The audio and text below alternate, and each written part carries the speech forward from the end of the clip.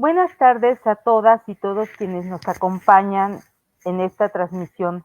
A nombre de la Secretaría de Cultura, a través del Centro Nacional para la Preservación del Patrimonio Cultural Ferrocarrilero, les damos la más cordial bienvenida.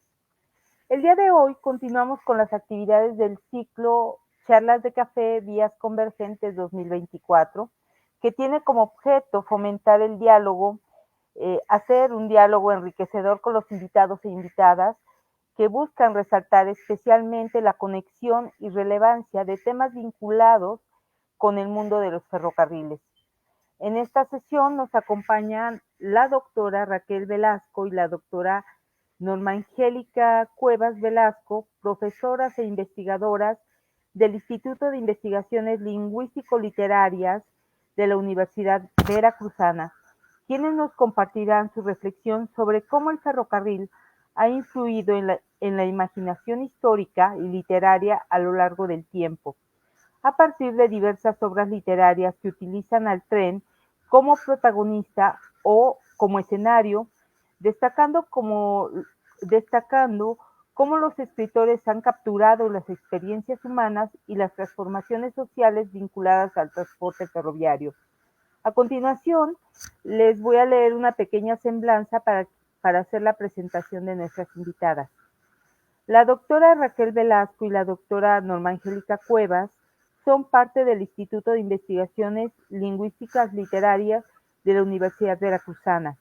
Como integrantes del grupo de investigación Problemas de Teoría y Crítica Literaria, CEP-PRODEP, desde su fundación han fomentado la creación de redes de colaboración, entre las que destaca la Red de Investigadoras de Investigaciones Teórico-Literarias, RITELI, en cuyo seno se originaron los proyectos Migraciones y Fronteras y Poéticas de la Frontera, Fronteras Poéticas.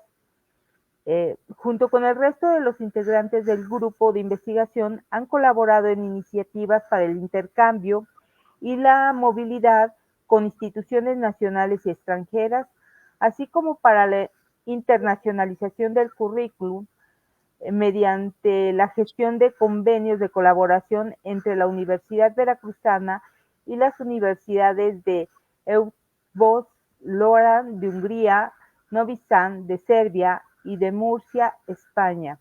Han coordinado y editado los títulos El Norte y el Sur de México en la diversidad de su literatura, Juan Pablo 2011, y Escritura Desbordadas, variaciones sobre el pensamiento literario, publicado por la Universidad Veracruzana en 2023. En esta ocasión, la doctora Raquel Velasco y la doctora Norma Angélica Cuevas nos compartirán sus reflexiones de las imaginaciones históricas y literarias sobre rieles. Antes de escuchar a nuestras invitadas de hoy, aprovecho para recordarles que pueden hacer sus preguntas y comentarios a través de los chats de Facebook del Museo Nacional de Ferrocarriles y del Centro de Documentación. Les dejo la palabra, doctora Raquel, por favor. Muchísimas gracias, Isabel. Pues yo, primero que nada, también quisiera agradecer al Museo de los Ferrocarriles Mexicanos y también al Centro de Documentación e Investigación Ferroviarias por la invitación, así como a Diana Hernández Suárez por haber funcionado como vínculo entre nuestras instituciones. Pues bueno, yo voy a platicar en esta presentación sobre la trayectoria que se puede establecer entre las líneas del ferrocarril y la instauración del teatro durante la segunda mitad del siglo XIX, en lo que conocemos como la República Restaurada y el Porfiriato. La verdad es que a mí la intención de llevar a cabo una historia del teatro en Veracruz fue lo que me conectó con el ferrocarril, por lo que ahora voy a comentar.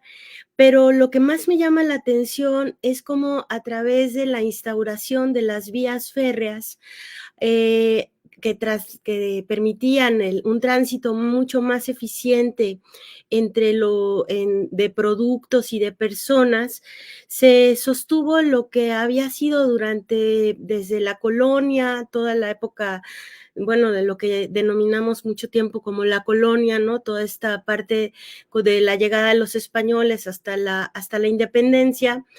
Y cuando la región central de Veracruz, de nuestro estado, que está integrada por el mismo puerto de Veracruz, la ciudad de Córdoba, la ciudad de Jalapa y de Orizaba, establecían pues una suerte de comunicación para poder pues llevar todo lo que provenía de Europa rumbo a la ciudad de México. Claro, cuando los caminos todavía no eran de hierro, pues había mucha más lentitud en muchos procesos de comunicación y bueno, es precisamente a partir de la instauración de las líneas férreas que se da una enorme amplitud de proyecciones, imaginarios colectivos y de ideas sobre lo que debía ser la sociedad mexicana, que están fuertemente ligadas también a la idea del progreso que se estaba desarrollando en Europa, incluido el tendido de vías férreas.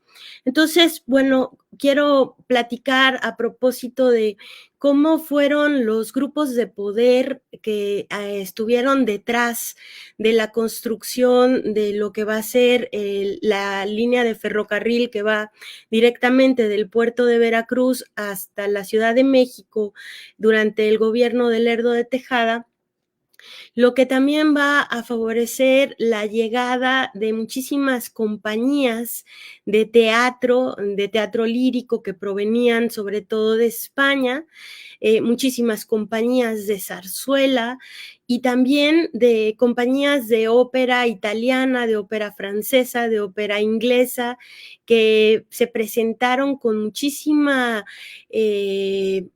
pues ahora sí que con muchísima frecuencia, no solamente en el Teatro Nacional y en el Teatro Arbeu de la Ciudad de México, sino en los teatros de provincia, porque a la par del tendido de los rieles del ferrocarril, ahora sí que de las vías férreas, también se fueron instaurando una serie de recintos teatrales que permitían que además del flujo de mercancías hubiera una permanente comunicación de personas que traían ideas, contenidos, que hablaban sobre los ideales por ejemplo, de la Revolución Francesa, la libertad, la fraternidad, la igualdad, pero también ideas que tenían que ver con cómo educar a la sociedad a través de lo que se veía reflejado en escena, en una época cuando la lectura todavía no era el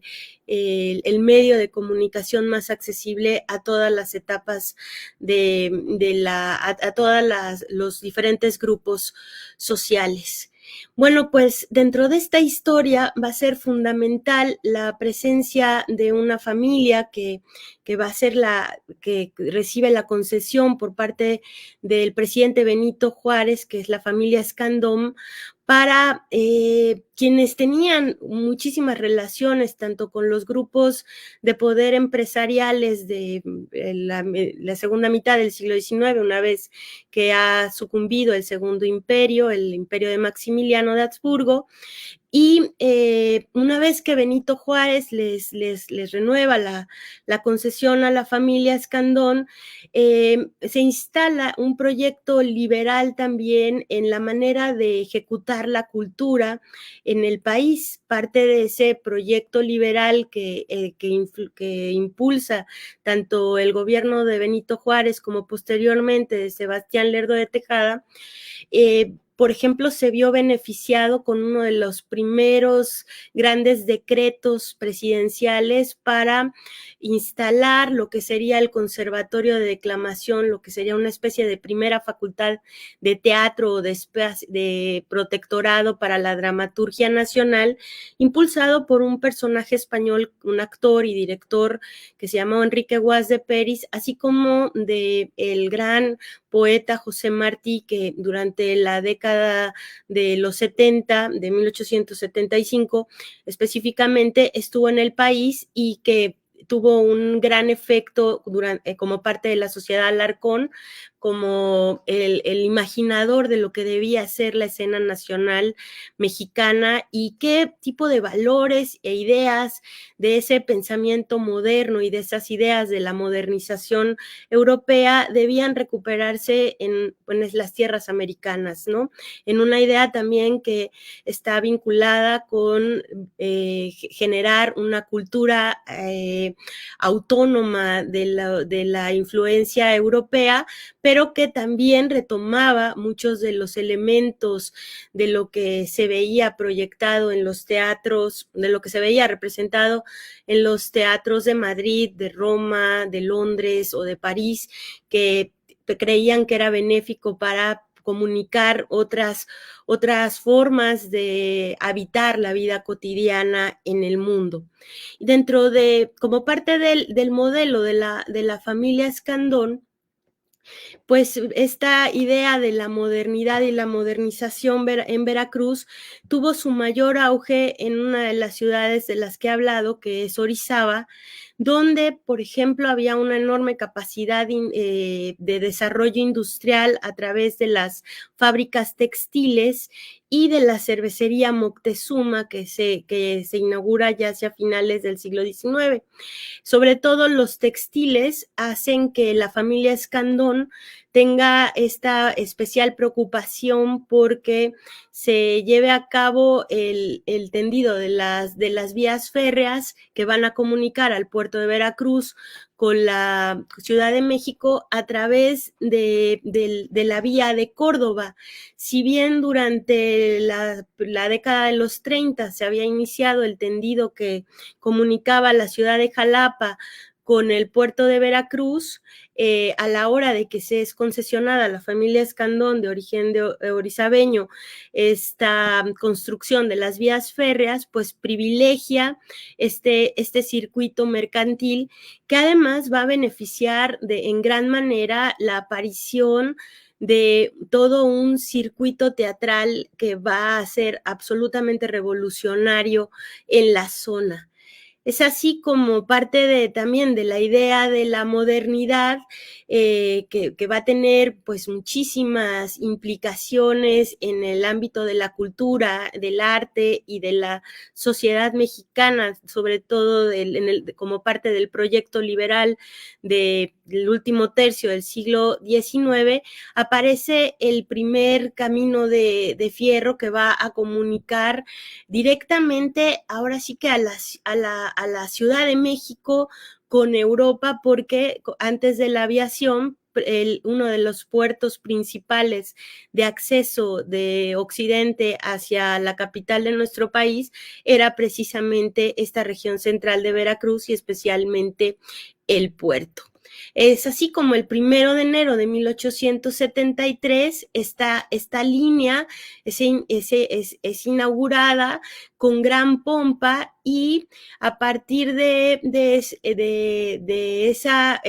ese marcaje, bueno, pues se da la coincidencia de que las vías férreas atraviesen por ciudades que van a ser muy importantes para el desarrollo teatral en México, como lo fueron tanto el puerto de Veracruz como la ciudad de Córdoba y la ciudad de Orizaba. No se llega a apreciar, pero aquí aparece la ruta del mexicano, que si ustedes ponen, que también van a generar pues la construcción de las primeras estaciones, como es la estación de Camino de Hierro del puerto de Veracruz, con todos los elementos también de la arquitectura de la época. Se va a establecer la estación de Orizaba en segundo término. Y bueno, el ferrocarril, a partir de ese vínculo, va a abrir la pauta para, a la hora de que se puede manejar con mucha más velocidad la travesía de los pasajeros, pues eso va a impulsar infinitamente que haya 2 o 3 temporadas de compañías extranjeras en nuestro país, tanto de ópera, como había dicho, de zarzuela, como de teatro lírico, pero no solo eso, sino que las compañías que triunfaban y que eran de la capital pudieran estar también presentando sus trabajos en espacios de la provincia veracruzana, que tenían unas élites que respondían a la capacidad industrial de estas regiones y de sus grupos de poder, que querían ver en sus propios escenarios reflejado pues muchos de los valores que estaban identificados con lo que era eficiente para la cultura y el modelo educativo europeo, y que se deseaba reproducir en la vida cotidiana. Aparte de, por ejemplo, de estos temas que fueron circulando por las vías férreas, pues tuvieron que ver con la idea de pues el papel de la mujer, como también fue cambiando en la segunda mitad del siglo XIX, la idea de cómo el pícaro también va a generar a un nuevo personaje que se libera ahora sí que de las cadenas que les van poniendo sus amos, ¿no? En un momento en que los cacicazgos empiezan también a recrudecerse, sobre todo hacia el final del porfiriato, y cómo el teatro iba modificando todas estas maneras de pensar que todavía provenían de un estado pues muy ligado a viejas usanzas de origen colonialista. Y, por ejemplo, se resalta la figura del pícaro, de personajes disidentes, empieza a haber una apertura a la inclusión social de otros sectores que no eran los más acomodados en la conversación política, empieza a haber incluso un teatro obrero que va a ser fundamental para el levantamiento revolucionario posterior.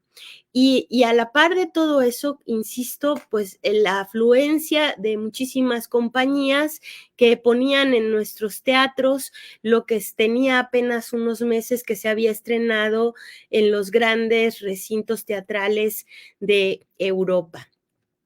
Es así como, a la par del circuito ferroviario, se instala un circuito teatral que se denomina el circuito teatral Golfo Centro, del cual van a ser pirámides tanto el puerto de Veracruz como las ciudades de Córdoba, Orizaba, y con algunas también. El teatro de Huatusco, por ejemplo, va a tener cierta importancia, y a través de esa trayectoria se puede ver cómo, por ejemplo, también se van a ir construyendo teatros más acordes a las necesidades de espectáculos de gran aparato. Por ejemplo, el teatro principal, que es construido en la primera mitad del siglo XIX, durante los años 70 va a recibir demasiadas mejoras, como es la construcción de un foso para que se pueda acomodar la orquesta en el caso de los espectáculos de ópera y de zarzuela. Y también vamos a ver cómo a junto a los teatros, se va a desarrollar todo un movimiento social que va a incentivar la economía a través de mesones, de cafés, de restaurantes, de lugares donde la conversación también estaba alrededor no solo de los montajes y de los contenidos de las puestas en escena, sino de esas ideas que estaban llegando a nuestro país de otras zonas urbanas del viejo continente, pero que se ponían en contraste y en el espejo de las propias ideas que estaban en constante renovación en nuestro país y específicamente en la zona de provincia que me ocupa. Así también, por ejemplo, en 1875, todavía durante el gobierno de Sebastián Lerdo, en la ciudad de Orizaba, se construye el Gran Teatro Llave, que hasta hoy es un teatro icónico de gran aparato. Y también se construye hacia finales del Porfiriato el Teatro Pedro Díaz. Por ejemplo, la región de Jalapa queda un poquito al margen de todo este circuito de teatral del Golfo, porque precisamente la vía férrea queda aislada de ese puente que se establece entre la Ciudad de México y Europa a través de las vías férreas y del circuito teatral que se va estableciendo. Pues bueno, a mí me gustaría cerrar con que es precisamente a través de este flujo teatral, de estas ideas que van compartiendo imaginarios a través de lo que aparece descrito en escena, de lo que aparece representado a través de la música y de la interacción entre los actores, pero también alrededor de las conversaciones que genera lo que podíamos ver en los diferentes montajes de las representaciones teatrales y de los espectáculos operísticos y musicales que permitieron una gran relevancia del ferrocarril, no solamente como medio de comunicación, sino también como un vehículo a través del cual transitaron ideas, imaginarios, que transformaron la cosmovisión de la zona de Veracruz, pero del país, desde un ambiente de toda de un prefacio de la modernidad. Y un ejemplo de que esta zona fue relevante en esta trayectoria y que también fue relevante para el pensamiento revolucionario es que en 1907, uno de los primeros acontecimientos que devino en la revolución fue el levantamiento de los obreros de Río Blanco. Así que bueno, a reserva de que sigamos conversando, pues muchísimas gracias.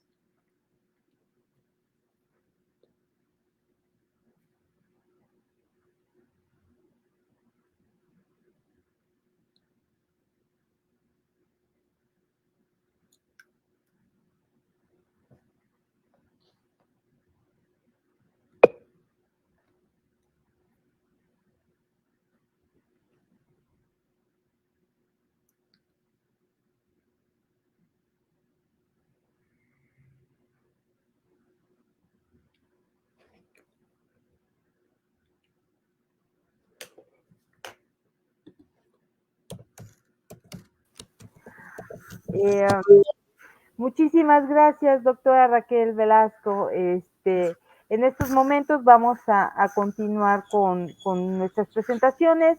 Le dejaré la palabra a la doctora Norma Angélica y en unos momentos estaremos conversando sobre literatura, teatro, cultura y ferrocarriles. Muchísimas gracias, doctora Raquel. Gracias. Pues muy buenas tardes, muchísimas gracias. Yo también, igual que mi compañera Raquel Velasco, estoy muy agradecida con el Museo Nacional de Ferrocarriles, con el Centro de Documentación sobre Investigación Ferroviaria. Ya esta es la segunda actividad que tengo el gusto de compartir sobre esta gran máquina, sobre esta gran animal, con esta gran bestia, como vamos a ver, que se ha configurado desde lo literario. Agradezco, por supuesto, también a nuestra colega Diana Hernández por ser el puente entre este espacio fabuloso del ferrocarril y nuestro grupo de investigación.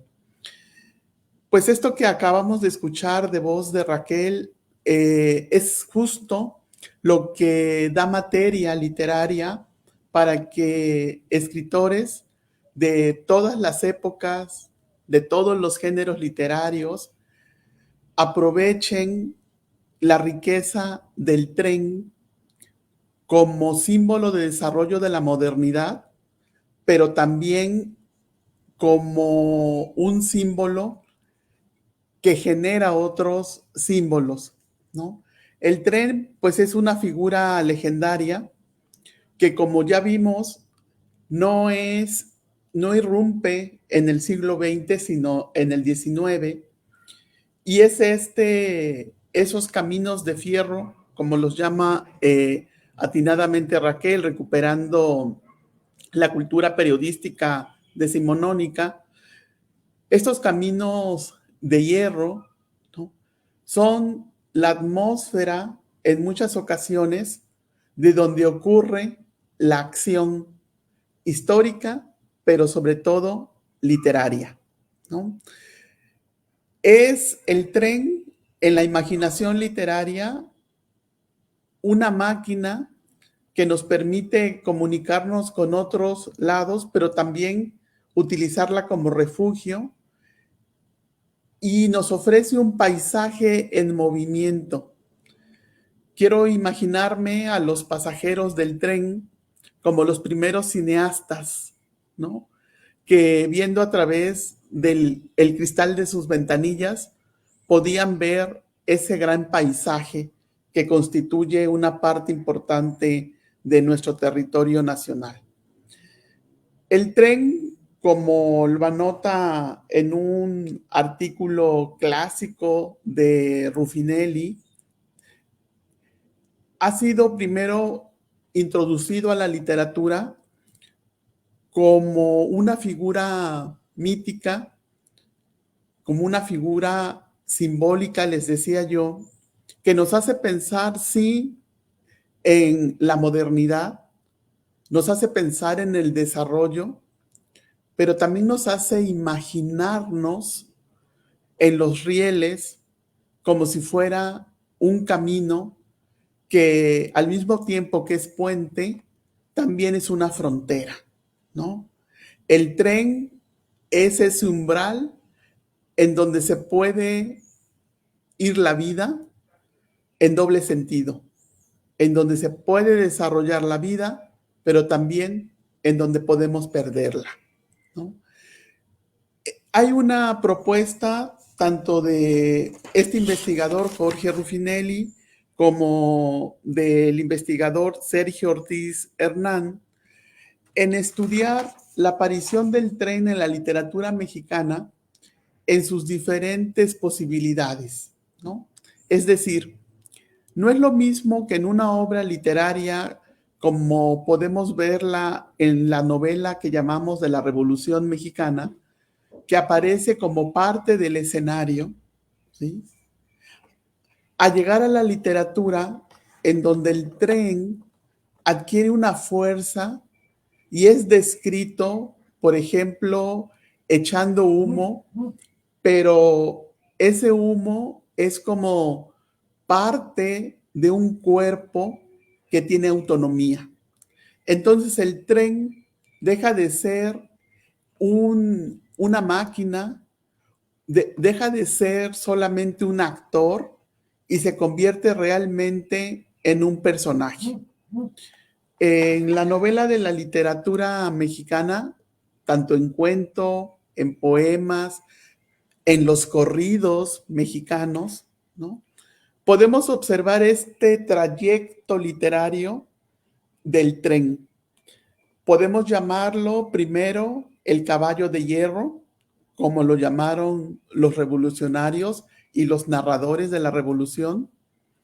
hasta ahora, en estos días que corren, en donde no nos faltan las noticias ni los relatos ficcionales, en donde el tren sea llamado la bestia, ¿sí? Entonces, un poco haciendo una revisión y sin detenerme demasiado en quizá lo que es más conocido, ¿no? Esta figura del tren en la novela de Los de Abajo, donde ya aparece como personaje, o en las novelas como El Águila y la Serpiente de Martín Luis Guzmán, o en otras como comentábamos con Isabel hace un momentito, con la Parcela, en donde la disputa, donde la trama principal de la disputa es precisamente por qué terreno va a pasar la vía, ¿no? Digamos que el tren en ese sentido ha sido objeto de crítica literaria, ha sido objeto de atención y está documentado, ¿no? Tenemos digamos, este título que Raquel y yo decidimos sobre imaginaciones históricas y literarias, tiene que ver precisamente con con este estatuto literario que fue tomando la figura del tren a caballo entre el referente histórico, como ya nos dio cuenta Raquel, y lo imaginario, lo propiamente ficcional, ¿no?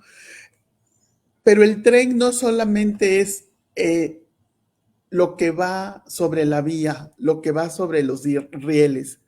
El tren es todo lo que genera esa maquinaria, ¿no?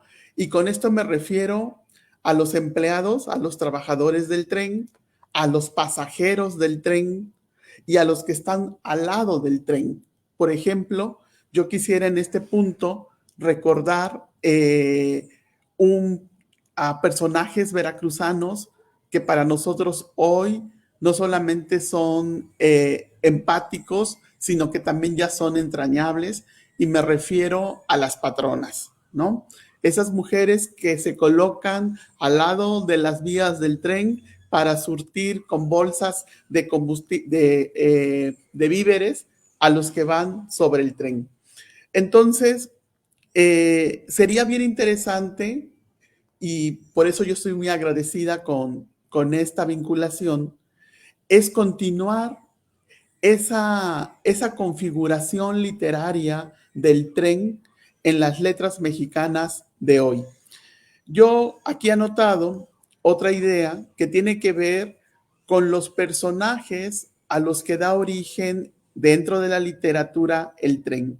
Y quisiera yo detenerme en dos textos que ya no son, que no pertenecen a la literatura de la Revolución Mexicana, ya están publicados en la década del 50, en medio siglo, ¿no?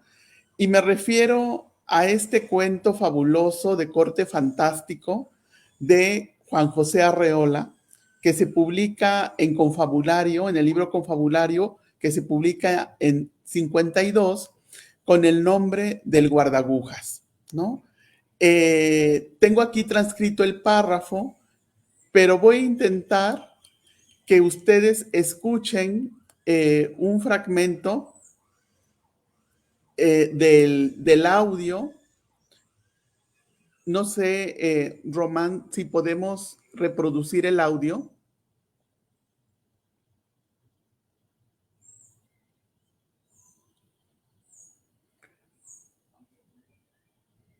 Bueno, si no fuera posible, yo les recomiendo que busquen el podcast de Gabriel Porras y escuchen de su voz El guardagujas. Es espléndida la versión que logra. Y la parte que yo quería compartir con ustedes es esta. Después de que el forastero, que es decir, el viajero, el extranjero, el de fuera, llega a una estación de tren para dirigirse a un lugar que se llama T, establece un diálogo con el maquinista, ¿no? Y él le va contando una historia sobre un tren fantasmagórico, ¿sí? y lo pone en duda tanto de la existencia del tren como de la realidad del viaje, ¿no? Y le dice, ¿y usted ha viajado mucho en los trenes? Yo, señor, solo soy guardagujas. A decir verdad, soy un guardagujas jubilado y solo aparezco aquí de vez en cuando para recordar los buenos tiempos. No he viajado nunca. Tengo ganas de hacerlo, pero los viajeros me cuentan historias. Sé que los trenes han creado muchas poblaciones, además de la aldea de F, cuyo origen le he referido. Ocurre a veces que los tripulantes de un tren reciben órdenes misteriosas. Invitan a los pasajeros a que desciendan de los vagones, generalmente con el pretexto de que admiren las bellezas de un determinado lugar. Se les habla de grutas, de cataratas o de ruinas célebres. 15 minutos para que admiren ustedes la gruta de tal o cual, dice amablemente el conductor. Una vez que los viajeros se hallan a cierta distancia, el tren escapa a todo vapor. Hasta ahí el fragmento del guardagujas.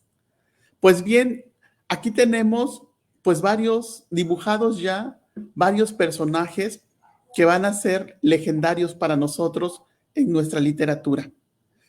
El guardagujas, el forastero, pero también los ocupantes del tren, los que viajan y construyen su historia de viaje y la reproducen frente a otro sujeto, y entonces empieza a crecer este universo, este imaginario de lo que solamente puede ocurrir en el tren y en sus vías férreas, ¿no? Esta imagen, que está contenida en este párrafo, díganme si no, les recuerda a ustedes lo que ahora muchos pueblos mágicos recuperan. Por ejemplo, acá en Veracruz, en donde nosotros nos ubicamos, que es el centro, Jalapa, Coatepec, tenemos para los que nos visitan un paseo por la ciudad en el Piojito, ¿sí? Entonces, todavía conservamos en nuestro patrimonio cultural, en nuestra memoria histórica, pero como parte también de un atractivo para el otro, para el que viene de afuera, este paseo que si bien dura 10 minutos o 12 minutos, lo importante es lo que ocurre allí. No es lo mismo observar la ciudad cuando uno va caminando que cuando la observa a través de la ventanilla de un tren. Como les dije, es un cuento de corte fantástico, y tenemos otro clásico que no quise perder la oportunidad de volverlo a recordar, y es un año después que se publica este cuento del Llano en Llamas, que le da nombre al libro de Rulfo, y que tiene una imagen que es espléndida y que contrasta con la que les acabo de mencionar de Arreola. Creo que aquí vamos a poder mirar ese valor ambivalente, casi paradójico, que tiene el tren, ¿no? El tren como puente de comunicación, como símbolo del desarrollo y la modernidad, pero también de la violencia, de la destrucción, y también como un elemento de guerra, ¿no?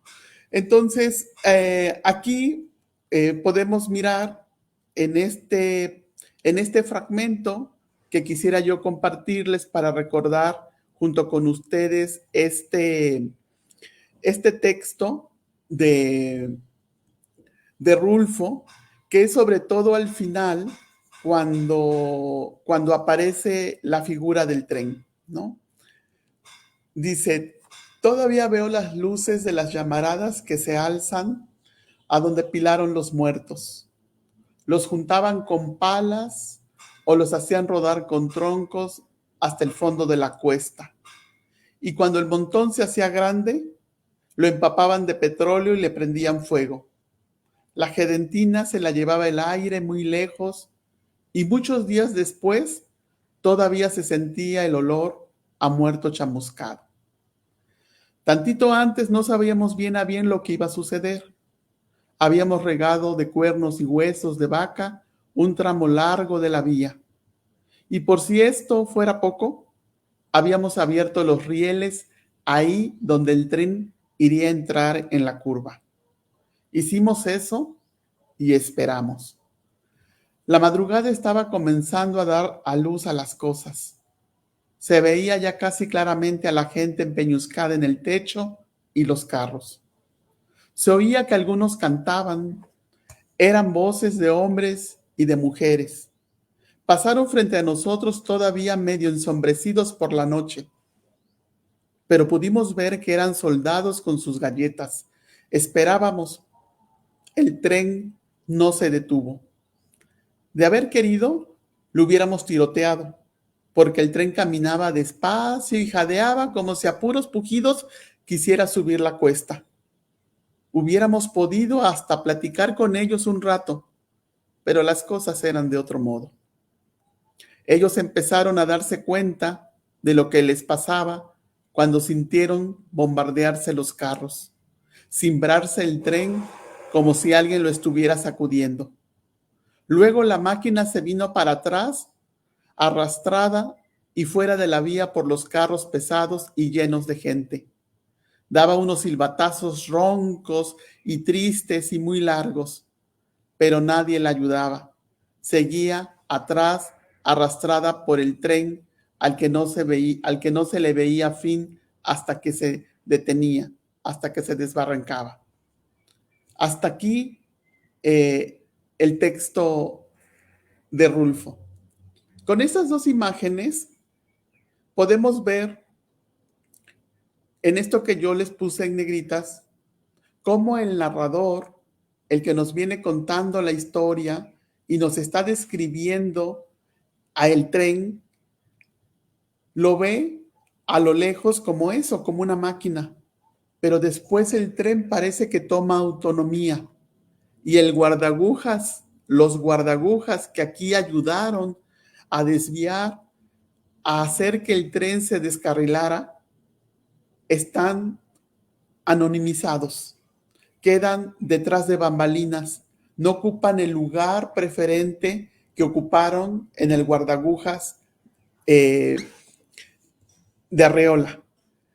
Vemos aquí todavía pues la temática de la revolución, pero a mí lo que me interesa es ver cómo más allá de la violencia que toda guerra trae consigo, es cómo esta máquina se va transformando de ese caballo de hierro a esta máquina poderosa que sirve precisamente como la mejor arma para derrocar al enemigo. ¿Sí? Como ese, hay muchísimas propuestas literarias y en literatura pues podemos seguir encontrándonos con ejemplos muy valiosos, pero yo quisiera aquí con ustedes recuperar un texto que encontré que publicaron en el Estado de México y que me pareció un proyecto precioso porque es sobre literatura infantil y juvenil. Es una antología que lleva por título El tren de las revolucionarias y son una serie de cuentos originales que además, como sucede con la gran mayoría de los libros dirigidos a niños y jóvenes, aquí tenemos dos discursos que corren de la mano, que son el discurso propiamente literario, la historia que se cuenta, y por otro lado, el dibujo, la ilustración. Y se los recomiendo muchísimo. Entonces, voy a ir un poco más rápido. ¿Por qué me interesa este libro? Porque aquí los cuentos están dedicados a personajes femeninos. Se rescata la historia de esas mujeres que la novela de la Revolución dejó al margen, ¿no? Las mujeres como acompañantes de los soldados, de la bola, de los sargentos, pero aquí están como protagonistas. Entonces es bien interesante ver cómo en términos literarios el tren y la vida en el tren da origen a arquetipos femeninos que todavía tenemos la deuda de estudiarlos y recuperarlos. Entonces hay un cuento dedicado a la rielera, ¿no? Hay otro cuento que se llama Mi coronela, dice la lagartija, que está dedicado a otra revolucionaria, pero que también hace su vida en el tren. Valentina, que seguro todos recuerdan la canción, La Tequerra, ¿no? La Adelita, con el corrido popular, ¿no? Y quisiera yo terminar esto. Bueno, antes quisiera decir que también Ignacio Solares tiene una novela que se llama No hay tal lugar. Y la portada es una vía del tren. Toda la historia, digamos, pocas veces aparece mencionada la palabra tren en la novela, quizá 2 veces, pero lo interesante es que el personaje principal puede acceder a otra vida con una reflexión profunda cuando sufre un desmayo y cae sobre las vías del tren. El tren es entonces, como les dije, una frontera, un umbral que da oportunidad a otra vida. Si no se logró la utopía del desarrollo económico como se pensaba con el tren, en la literatura sí se consigue esa vida utópica a través del tren.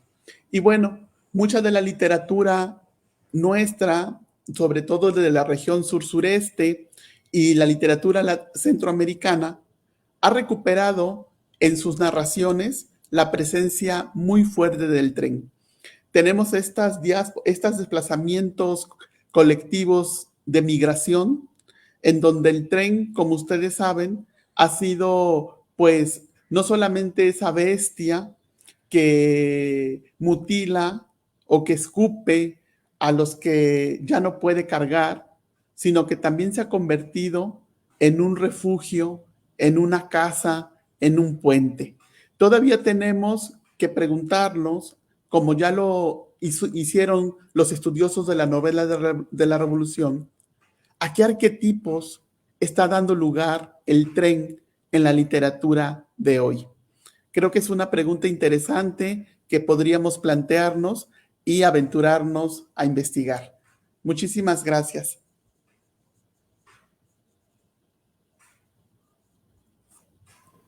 Muchísimas gracias, doctora Norma Angélica. De verdad ha sido una delicia escuchar ambas propuestas, ¿no? En primer lugar, cuando la doctora Velasco hablaba del teatro, vino inmediatamente a mi mente aquella ocasión que llegaron a tocar la puerta del centro de documentación, un chico buscando información sobre cómo se trasladaban los pianos en los coches del ferrocarril, ¿no?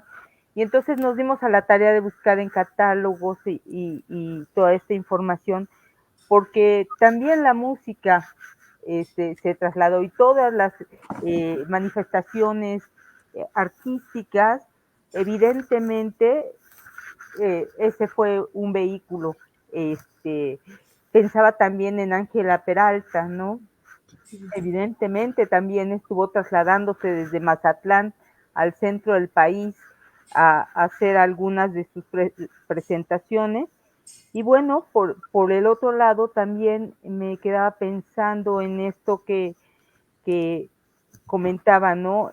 Cómo el ferrocarril se convirtió en este vehículo que transforma la cosmovisión también de las propias comunidades que va tocando, ¿no? Y las propias comunidades que van naciendo con el ferrocarril, porque muchas de ellas no estaban, y en ese sentido, pues pensaba y venía a mi mente, pues 100 años de soledad, aunque ya es una novela del siglo XX, de finales de los 60 o de los 50, pues finalmente, aunque es una novela que nos lleva desde entre lo imaginario y entre lo real, esto que comentaba la doctora Norma Angélica, ¿no? Hasta dónde es esta frontera de la imaginación y pensaba en Aureliano Triste, ¿no? Cuando lleva el tren a Macondo, y todo lo que va a implicar y todo lo que va a transformar a la comunidad, ¿no? Este, y bueno, por otro lado también el tren ha sido esto que comentaba la doctora Norma Angélica, nos presenta estas imágenes en movimiento, y cuando hablaba de estas imágenes en movimiento venía a mi mente evidentemente todas las crónicas de Altamirano, las crónicas de Guillermo Prieto, del propio Justo Sierra, de Manuel Caballero, ¿no? De todos estos momentos que van haciendo de su historia cuando van a hacer alguna, o van a acompañar a un evento. Por ejemplo, pensaba en Altamirano cuando vino a la ciudad de Puebla a la inauguración de la línea del ferrocarril de Apizaco a Puebla, ¿no? Y toda la descripción que hace del recorrido y del accidente que también hubo, ¿no? Él menciona detalladamente cómo se dio y describe la infraestructura, ¿no? No solamente los contextos, no solamente a las personas que están alrededor de estos escenarios, sino quienes están también ahí presentes. O el propio Justo Sierra, cuando ya nos habla de una manera de su recorrido estación por estación de su viaje en Tierra Yanqui cuando viajó a los Estados Unidos, y nos habla de su recorrido desde Buenavista por el ferrocarril central hasta Torreón, y de ahí su enlace con el ferrocarril internacional hacia Piedras Negras. Pero cuando va a detalle con cuando habla de los coches Pullman y de los cojinetes y de que los muelles se calentaron, ¿no? Entonces va a una cuestión como mucho más técnica, y entonces va entre lo imaginario y entre lo real. Pero bueno, esta es una crónica la que nos presenta este Justo Sierra, y así podríamos mencionar otros más, pero quisiera más bien pasar a la ronda de preguntas, que ya tenemos aquí algunas que bien vale la pena comentarlas. Beto Paz, excelente presentación, saludos desde Zapopan. Diana Suárez, genial lo que comenta Norma y Raquel. El tren de hecho ha sido estudiado como el origen de la conciencia cinematográfica, como imágenes en movimiento. Marlene Barba nos dice: excelente exposición, doctora Raquel. El arte, la música, la literatura también viajan y siguen viajando sobre rieles. Saludos desde Aguascalientes. Beto Páez nos vuelve a decir que muchos saludos. Diana Suárez, genial lo que comentan la doctora Norma y Raquel. El tren de hecho ha sido estudiado como el origen de la conciencia cinematográfica, como imágenes en movimiento. La doctora Raquel, la doctora Marlene, el arte, la música, la literatura también viajaron y siguen viajando sobre rieles. Saludos desde Aguascalientes. Marlene, el símbolo el ferrocarril, el símbolo creando símbolos, tal como lo dice la doctora Norma. El ferrocarril fue detonante de la imaginación y se transformó en escenario, personaje, trama y género literario, un viaje para la emoción y los sentidos. Luisa, la da siempre. Mi nombre es Luisa González. Quisiera preguntarle a la doctora Raquel, ¿cree que habrá algún cambio desde el punto de vista cultural con la política actual del gobierno que está reviviendo a los ferrocarriles? ¿Cree que se vuelva a dar ese auge cultural? Pues yo creo que en un sentido diferente, ¿no? Cada época responde también a sus propias inercias. Como decía ya en mi presentación, la familia Escandón, que fue fundamental para el desarrollo ferroviario, lo fue también para el desarrollo teatral. Eran empresarios y apoyaban muchísimo un momento en el que las representaciones escénicas estaban en todo su esplendor, ¿no? Decían, viajaba la música, ahora que decía sobre el piano, pues cuando llegaban las compañías de ópera, pues no solo llegaban actores, escenografía, músicos, instrumentos, en fin, era todo un gran movimiento de muchísimas personas que a través ahora sí que de los vagones era mucho más fácil transportarlos de una ciudad a otra, y debido, por ejemplo, al mal clima del puerto de Veracruz, a veces se veían, para descansar de tanto tiempo en el mar, en la necesidad de moverse en el propio tren hacia un lugar donde el clima no fuera tan inclemente, ¿no? Retomar fuerzas, y aprovechaban para hacer sus representaciones, y de pronto los empresarios de la época vieron ahí una oportunidad de desarrollo, que también con parte de los espectáculos en el orden interno, ¿no? Tuvieron un mayor tránsito, ¿no? Las compañías, como bien mencionabas, Ángela Peralta también estuvo en la zona de la región central de Veracruz, pero también se fue hacia la parte del oriente del país. De hecho, ella muere como parte de una epidemia de cólera junto con una gran parte de la compañía en uno de los momentos más tétricos de la historia de la ópera. Y bueno, hay un gran movimiento también, como lo mencionaba, de ideas que entran en circulación, que se discuten, que están además en la propia conversación europea por la inmediatez con la que se trasladaban estas agrupaciones. Lo que pasa es que hacia finales del siglo XIX, 1895, el cinematógrafo empieza a adueñarse de la escena, ¿no? Y entonces, para finales del Porfiriato, la mayoría de estos teatros que crecen como parte de una necesidad de las propias zonas de la provincia, pero también de los grupos sociales que estaban esperando ver en escena un montón, era una parte de las diversiones públicas, acaso las más importantes, el teatro lírico y la zarzuela. Sobre todo había tandas de zarzuela que permitían que fueran espectáculos rentables, a pesar de que se trataba de muchísima gente involucrada en los espectáculos.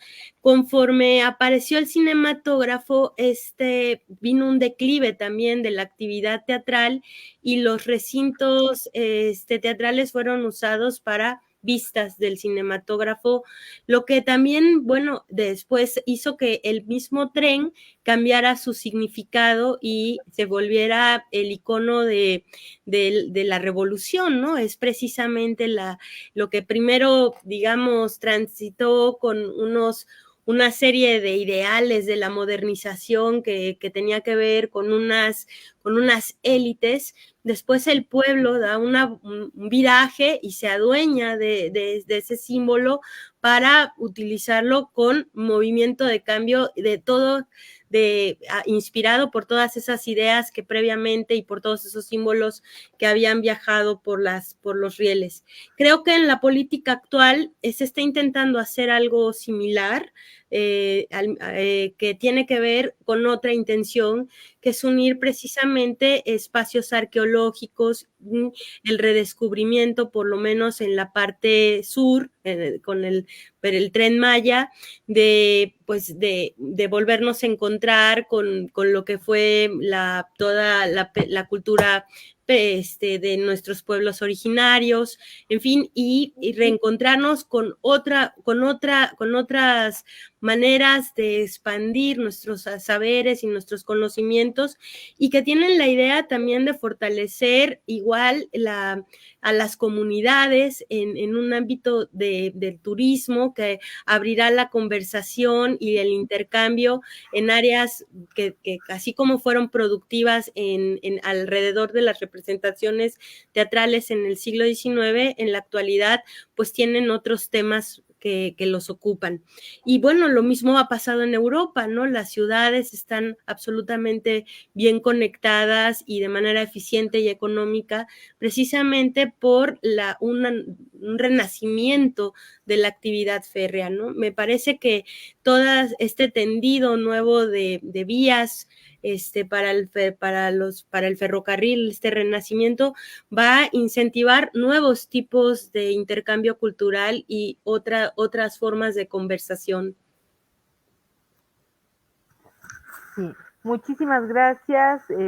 Voy a hacer otro comentario.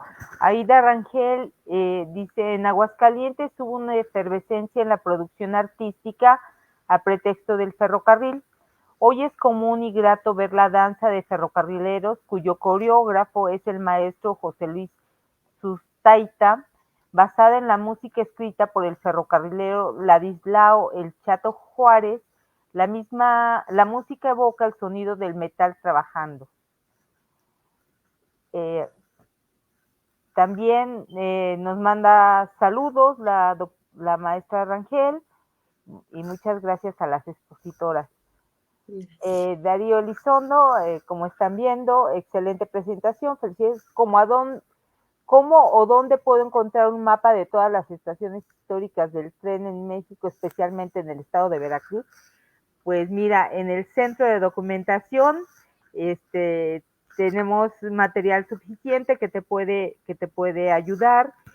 Tenemos índices de estaciones y tenemos planos de la red ferroviaria y también planos en específico para el estado de Veracruz o de las líneas férreas, ¿no? de la línea del ferrocarril mexicano o del ferrocarril interoceánico o de otras líneas que estuvieron también establecidas o que se conectaron con el puerto de Veracruz, como fue el Veracruz al Istmo o más al sur el ferrocarril el interoceánico hoy, el ferrocarril nacional de Tehuantepec. Entonces, pues mira, serás bienvenido aquí al centro de documentación.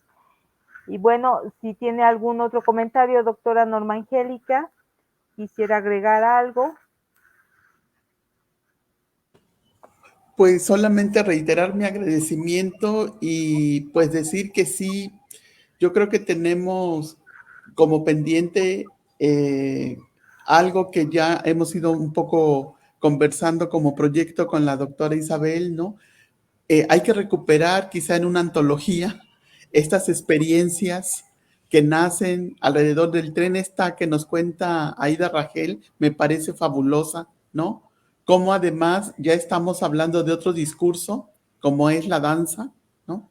Pero que además está recuperando no solamente en temática, sino también ese ruido que yo creo que nadie en su infancia dejó de ser o un vagón del tren o el maquinista, ¿no? Junto con sus compañeritos de la escuela o del barrio, de la cuadra. En fin, yo creo que es algo que tenemos muy interiorizado culturalmente, históricamente, y que vale la pena seguirlo enriqueciendo desde la literatura, desde la ópera, desde el teatro, desde la danza, y bueno, que además tenemos pues con el museo y el Centro de Investigación y Documentación, pues a la mano los referentes históricos para seguir trabajando con ellos. Y pues muchísimas gracias. Bueno, yo sí quisiera agregar, en el sureste mexicano, como bien apunta la doctora Velasco, ya han estado trabajando sobre cuento y ferrocarriles y los contextos que se tienen en estas comunidades. Quizá vale la pena también incluirlos en esta antología que quizás en algún momento podamos sacar a la luz, porque hay mucho todavía por explorar, no solamente desde la literatura, sino de las distintas disciplinas que nos pueden acompañar, ¿no? Entonces, yo les agradezco muchísimo su participación. Si quisiera agregar algo más, doctora Velasco. Nada más agradecerles por habernos recibido y espero que esta colaboración sea la primera de muchísimas más. Pues a todos les damos las gracias por habernos acompañado en esta charla y les reiteramos que en próximos días tenemos una nueva charla de café y esperamos nos puedan acompañar. A nombre de la Secretaría de Cultura, a través del Centro Nacional para la Preservación del Patrimonio Cultural Ferrocarrilero, les deseamos una excelente tarde y muchísimas gracias, doctora Norma Angélica, muchísimas gracias, doctora Raquel. Buenas tardes.